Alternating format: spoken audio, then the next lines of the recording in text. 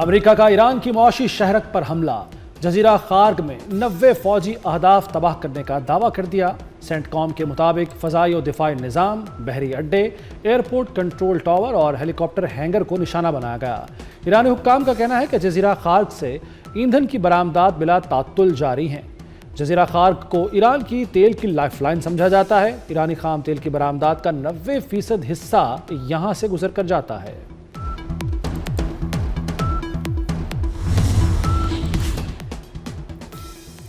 امریکی صدر Donald Trump کا خارگ میں تمام فوجی اہداف تباہ کرنے کا دعویٰ، کہا ابھی تیل کی تنصیبات کو نشانہ نہیں بنایا، اب نائب ہرمز بند کی تو ایران کی تیل تنصیبات پر حملے کریں گے۔ امریکی صدر نے حملوں کی ویڈیو بھی شیئر کر دی۔ ٹرمپ کی آبنائے ہرمز میں بحری جہازوں کو سیکیورٹی کی بھی یقین دہانی، کہا ہم جلد ہی آبنائے ہرمز کو کھولیں گے، محفوظ اور آزاد کروا لیں گے۔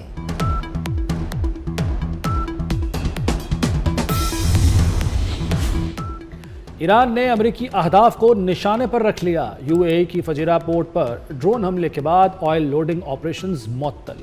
اماراتی حکام کے مطابق ڈرون انٹرسپٹ کرنے کے دوران ملبہ گرنے سے آگ لگی، کوئی جانی نقصان نہیں ہوا۔ عراق کے دارالحکومت بغداد میں امریکی سفارت خانے پر میزائل اور ڈرون حملے، میزائل سے ہیلی پیڈ اور ڈرون سے سفارت خانے کے ایئر ڈیفنس سسٹم کو نشانہ بنایا گیا۔ عراق میں اربیل بیس پر بھی حملہ کیا گیا۔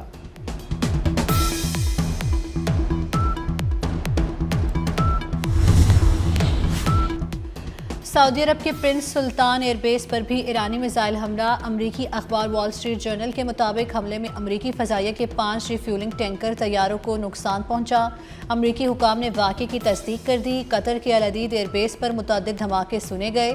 ایران کا بحرین میں بھی امریکی بیس کو نشانہ بنانے کا دعویٰ، جوابی کارروائی میں بحرین سے ایران کی طرف میزائل داغے گئے۔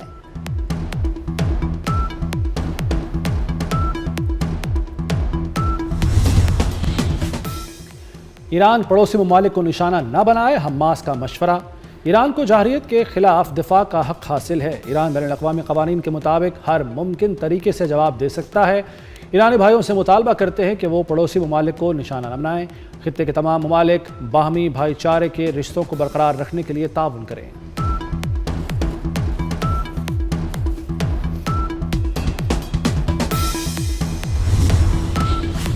ایران پر امریکی اور اسرائیلی حملوں کی بڑی لہر، کئی شہروں پر میزائلوں کی بارش کر دی۔ صوبہ کردستان میں 112 افراد شہید، حملوں میں 969 افراد زخمی ہوئے۔ بمباری سے تباہ ہونے والی عمارتوں کی تعداد 43,000 سے تجاوز کر گئی۔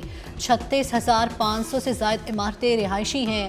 صرف تہران میں 10,000 سے زائد عمارتوں کو نشانہ بنایا گیا۔ تباہ ہونے والی عمارتوں میں 43 طبی مراکز، 32 ایمبولینس سروسز اور 120 سکولز بھی شامل۔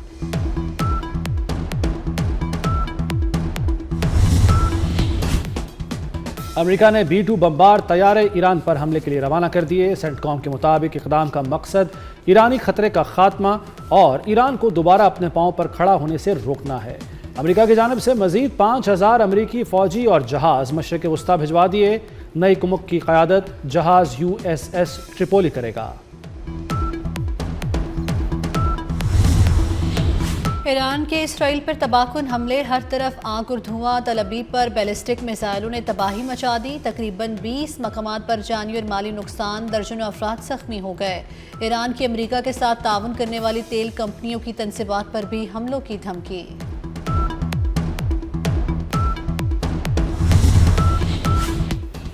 ایران کا چینی کرنسی یوان میں تجارت کرنے والے آئل ٹینکرز کے لیے اہم اعلان۔ ایران نے آئل ٹینکرز کو آبنائے ہرمز سے گزرنے کی اجازت دینے پر غور شروع کر دیا۔ دوسری طرف فرانس اور اٹلی سمیت دیگر یورپی ملک کا اپنے بحری جہاز آبنائے ہرمز سے گزارنے کے لیے ایران سے رابطہ۔ یورپی ملک ایرانی حکام سے بات چیت کر رہے ہیں۔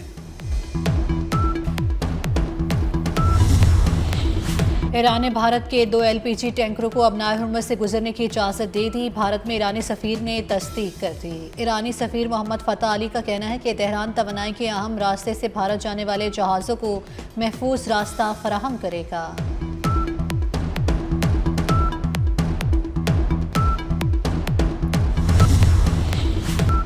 سرکاری گاڑیوں کے تیل میں 50% کٹوتی ہوگی۔ وزراء، مشیران اور معاونین کے بیرون ملک دوروں پر مکمل پابندی ہوگی۔ وزیراعظم کی اقدامات پر سیکرٹریز کو روزانہ کی بنیاد پر رپورٹ پیش کرنے کی ہدایت۔ پاکستانی سفارت خانوں کو 23 مارچ کی تقریبات سادگی سے منانے کا حکم۔ وزیر اعظم کی زیر صدارت کفایت شعاری سے متعلق اقدامات پر جائزہ اجلاس۔ حکومتی بچتی اقدامات سے حاصل رقوم عوامی ریلیف کے لیے استعمال ہوں گی۔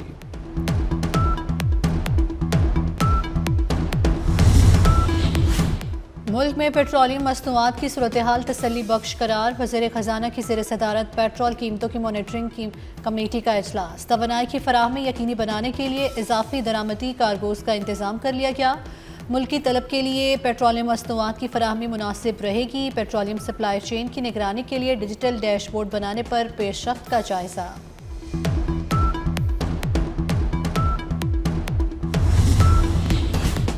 افغان طالبان نے گزشتہ روز پاکستان پر ڈرون حملے کیے۔ ڈرونز کو ہدف تک پہنچنے سے پہلے مار گرایا۔ ISPR کے مطابق تباہ ڈرون کے ملبے سے کوئٹہ میں 2 بچے زخمی ہوئے۔ کوہاٹ اور راولپنڈی میں ایک شخص زخمی ہوا۔ حملے عوام میں خوف پھیلانے کی ناپاک کوشش ہے۔ صدر آصف علی زرداری کی پاکستانی شہری علاقوں کو ڈرون سے نشانہ بنانے کی مذمت۔ کہا افغانستان نے شہریوں کو نشانہ بنانے کی کوشش کر کے سرخ لکیر عبور کر لی۔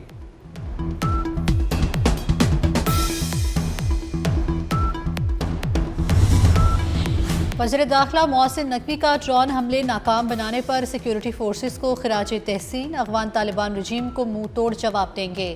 افغان طالبان کی ڈرون شرانگیزی ناقابل برداشت ہے۔ افغان طالبان بھارتی ایما پر دہشت گردی کی ہوا دے رہے ہیں۔ پاکستان نے افغان وزارت دفاع کے جھوٹے دعوے مسترد کر دیے۔ وزارت اطلاعات کے مطابق پاکستانی چوکی پر قبضے کا دعویٰ من گھڑت ہے۔ افغان طالبان کے دعوے افغان عوام کو گمراہ کرنے کی کوشش ہیں۔ آپریشن غزب الحق کامیابی سے جاری۔ قندھار ایئر فیلڈ کی آئل ٹیمپ سائٹس پر حملوں کی ویڈیو جاری کر دی گئی۔ افغانستان میں کامیاب کارروائیوں میں اب تک 663 خارج ہلاک، 887 زخمی ہو چکے۔ دہشت گردوں کی 249 پوسٹیں تباہ، 44 پوسٹوں پر قبضہ کر لیا گیا۔ وزارت اطلاعات کے مطابق 70 مقامات پر کارروائی کے دوران 224 ٹینک، 72 بمگاڑیاں اور توپیں بھی تباہ کی گئیں۔ تازہ کارروائی میں کابل، پختیار، قندھار میں دہشت گردوں کے کیمپ، لاجسٹک بیسز اور دیگر تنصیبات کو نشانہ بنایا گیا۔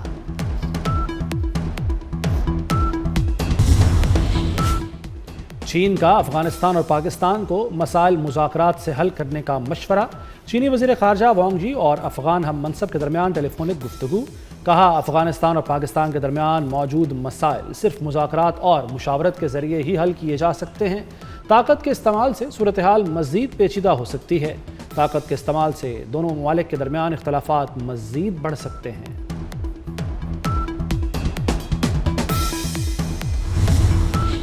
CTD بنو کا لکی مروت میں فتنہ الخوارج کے خلاف کامیاب آپریشن۔ فائرنگ کے تبادلے میں 6 خارج مارے گئے۔ CTD کے مطابق جوابی کارروائی 40 منٹ تک جاری رہی۔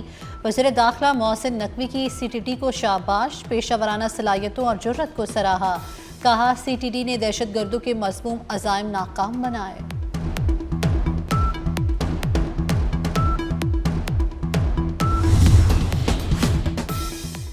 لبنان میں اسرائیل کا طبی مرکز پر حملہ، ڈاکٹروں اور نرسوں سمیت 12 افراد شہید۔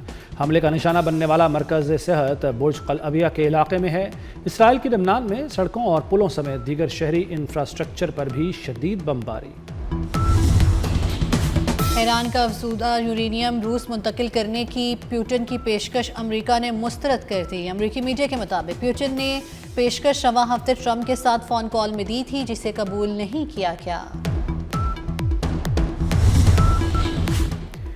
مشرقی ایشیا میں بھی جنگ کے بادل منڈلانے لگے۔ شمالی کوریا کی مشرقی ایشیا میں زبردستی نئی جنگ چھیڑنے کی کوشش۔ امریکہ اور جنوبی کوریا کی مشترکہ جنگی مشقوں کے دوران شمالی کوریا نے 10 بیلسٹک میزائل جاپان کے مشرقی سمندر کی جانب فائر کر دیے۔ جاپان کا شمالی کوریا سے شدید احتجاج، ہنگامی انتباہ جاری کیا۔ 2 دن پہلے جنوبی کوریا نے کروز میزائل کا تجربہ کیا تھا۔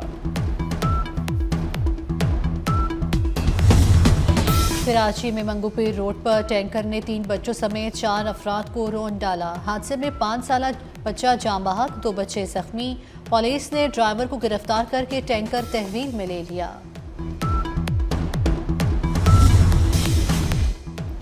پنجاب میں چلنے والی میٹرو بسوں کے کرایوں میں 33% اضافہ۔ میٹرو بس کا راولپنڈی، لاہور اور ملتان میں کرایہ 40 روپے مقرر۔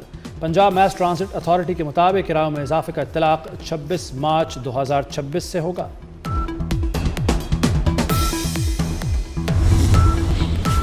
مغربی ہوائیں ملک میں داخل، محکمہ موسمیات نے بارش اور برف باری کے نئے سلسلے کی پیشگوئی کر دی۔ بارشوں کا سلسلہ آج سے 16 مارچ تک جاری رہے گا۔ اسلام آباد، راولپنڈی، لاہور، مری گلیات میں بادل برسیں گے۔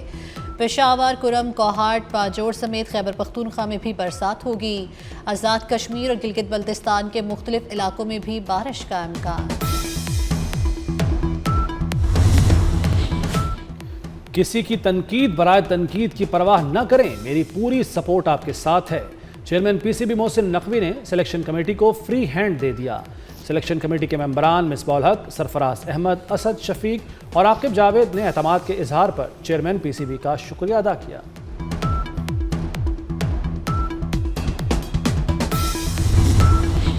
سلیکشن کمیٹی کا ورلڈ کپ میں ناکامی کا دفاع، خراب پرفارمنس کا ملبہ کوچ اور کپتان پر ڈال دیا۔ عاقب جاوید کہتے ہیں کہ ہر ناکامی کے بعد تبدیلیوں کا مطالبہ زیادتی ہے۔ پلیئنگ 11 میں سلیکشن کمیٹی کی کوئی مرضی نہیں، بابر اعظم اور فخر زمان فٹ نہیں، انکوائری کرائے گے کیا دونوں کھلاڑی ورلڈ کپ کے دوران بھی انفٹ تھے۔